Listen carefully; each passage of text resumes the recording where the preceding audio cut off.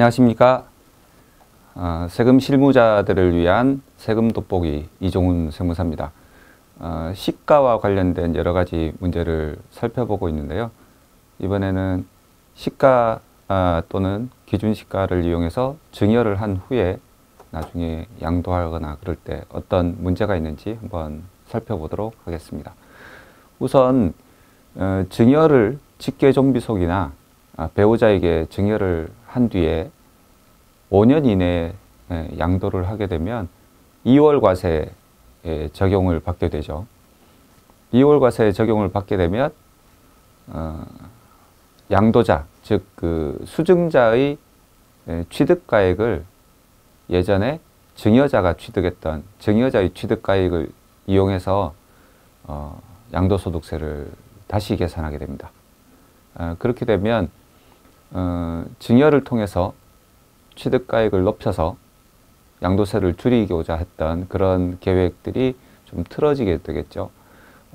이렇게 2월 과세가 적용이 되면 취득가액이 낮아짐과 동시에 장기보유 특별공제도 취득가를 증여자의 취득가액을 썼기 때문에 그 장기보유 특별공제도 취득 시기를 증여자의 취득 시기로 봐서 장기보유 특별공제를 계산을 해줍니다. 반면에 이제 2월 과세가 적용이 되지 않는다면 증여를 받은 때 수증자가 증여 받은 때 그때부터 취득 시기로 해서 취득가액을 잡아서 양도소득세를 계산하게 되겠죠. 이렇게 해서 2월 과세가 적용이 되는 것과 적용되지 않는 것이 양도세가 차이가 나는데 2월 과세가 적용이 되는 것이 오히려 더 유리할 때도 있을 것이고 2월 과세가 적용 안 되는 것이 더 유리할 때도 있을 것입니다. 그래서 2월 과세가 적용이 되는 경우에는 그 두 가지를 2월 과세가 적용이 됐을 경우와 안 됐을 경우를 비교해서 큰 쪽으로 세금을 내도록 이렇게 개정된 바가 있습니다. 그래서 지금 사례로 기준시가로 증여를 받았을 때와 기준시가가 아닌 시가, 뭐 감정평가나 이런 걸 통해서 유사매매 사례가액이나 이런 시가를 통해서 증여를 받았을 때 그것이 2월 과세를 적용받거나 적용받지 않았을 때의 차이, 이걸 이제 사례로 한번 살펴보겠습니다. 우선 기준시가로 증여를 받은 거라고 보고요. 기준시가가 2억 원이었다고 가정합시다. 그리고 2020년 10월에 증여를 받았고 양도를 했는데 양도가액이 7억 원입니다. 증여를 받을 때는 아들이 증여세를 납부하고 요즘 취득세가 굉장히 올랐기 때문에 취득세도 반드시 고려해야 되겠죠. 취득세를 납부하고 또 양도할 때는 역시 양도자인 아들이 양도소득세를 납부합니다. 그래서 이 양도 시기가 5년이 지나서 양도를 했다고 하면 2월 과세가 적용이 되지 않겠죠. 그래서 양도 차익은 양도가액과 증여 당시 증여재산가액 2억 원 요 차익을 빼서 5억 원에 대해서 양도소득세를 계산하고 장기보유 특별공제도 아들이 취득한 때 증여 시기부터 5년이 지났기 때문에 5년 지났다고 하면 일반 장기보유 특별공제라고 생각하고 그러면 10%. 그 다음에 이때 납부한 증여세는 취득 부대비용으로 보지 않습니다. 보지 않고 여기 취득세만 취득 부대비용에 해당이 됩니다. 반면에 2월 과세가 적용이 될 경우 만약 3년 만에 양도했다라고 가정을 하고요. 그렇게 되면 양도 차익이 그 양도가액 7억 원에서 증여자의 취득가액, 즉 제가 1억 원에 취득했다고 가정을 하면 증여자의 취득가액을 써서 6억 원이 됩니다. 취득할 때와 증여할 때가 시간이 꽤 흘렀지만 기준시가는 별로 기준시가로 보면 별로 상승을 하지 않았기 때문에 2월 과세를 적용받는 것과 적용받지 않는 것, 2월 과세를 적용받지 않는 것과 적용받는 것이 양도 차이 크게 차이가 나지 않습니다. 반면에 장기보유 특별공제는 아버지의 취득 시기부터 양도 시기 3년 후에 양도했다고 했으니까 13년, 그래서 26%를 적용받게 됩니다. 이때 이렇게 이월과세를 적용받을 경우에는 이 증여세는 납부한 것은 필요경비로 반영을 합니다. 반면에 증여받을 때 납부했던 취득세는 필요경비에 산입되지 않고 아버지가 취득했던 이 당시 취득세가 필요경비에 반영이 되는 거죠.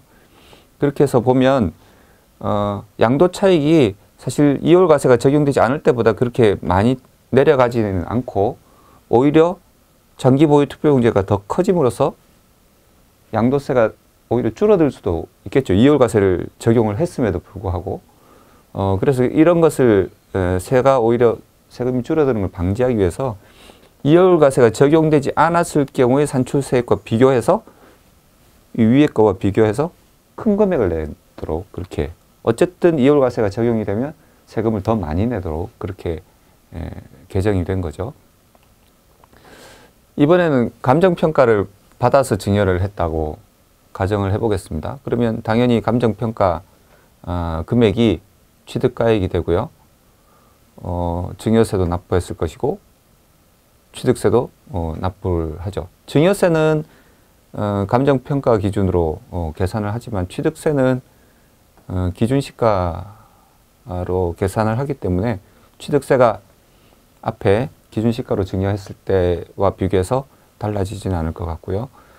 양도를 하면 납부하게 되는데 이 양도가 이월과세가 적용되지 않을 경우에는 여기 마찬가지로 7억 원에서 이번에는 5억 원을 빼게 되겠죠.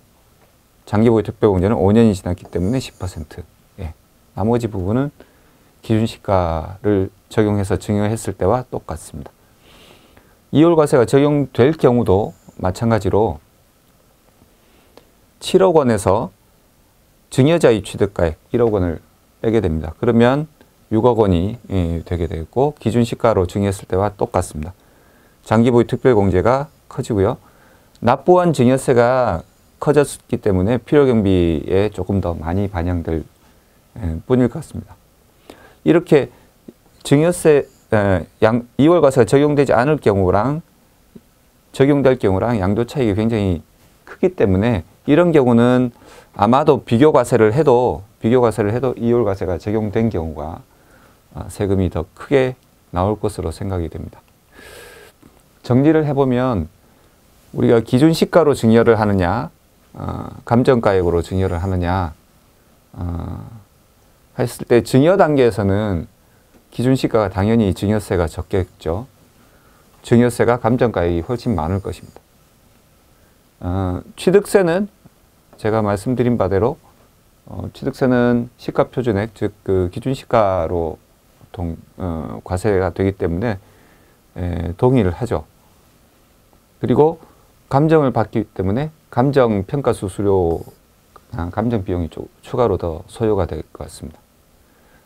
증여 단계에서는 이런 차이가 있지만 양도 단계에서 만약에 이월과세를 적용받지 않고 5년 이후에 양도를 했다라고 할 경우에는 기준시가는 취득가액이 굉장히 낮기 때문에 양도 차익이 굉장히 크게 나오죠. 그러면 당연히 양도세가 많이 나올 것이고요.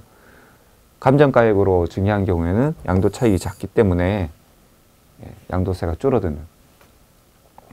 그런데 이월과세가 적용이 되게 되면 증여자의 취득가를 쓰기 때문에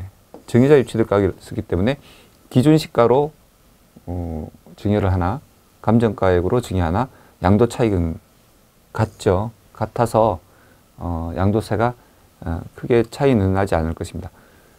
다만 납부한 증여세가 필요경비로 반영이 되기 때문에 이월과세 적용할 경우에 감정가액으로 증여한 것이 그래도 조금은 작게 나오기는 하겠습니다만 큰 차이는 없을 것이라고 봐지고요. 이런 이월과세는 배우자와 직계 존비속 간 증여에만 해당이 됩니다. 따라서 증여를 예를 들면 사위나 며느리 또는 조카, 형제 간에 증여를 했을 경우에는 이월과세가 적용이 되지 않는다는 거. 그다음에 이율과세 적용 대상이라는 것이 토지, 건물과 같은 부동산, 그다음에 특정 시설물 이용권, 무슨 골프장 회원권 같은 걸 말하는 거죠.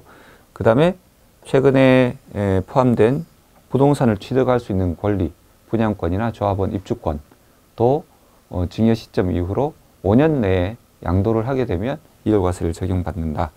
5년 내에 양도를 하게 되면 증여 때 받던 증여재산 가액을 높였던 효과가 다 사라지기 때문에 주의를 하셔야 될 거라고 봐지고요.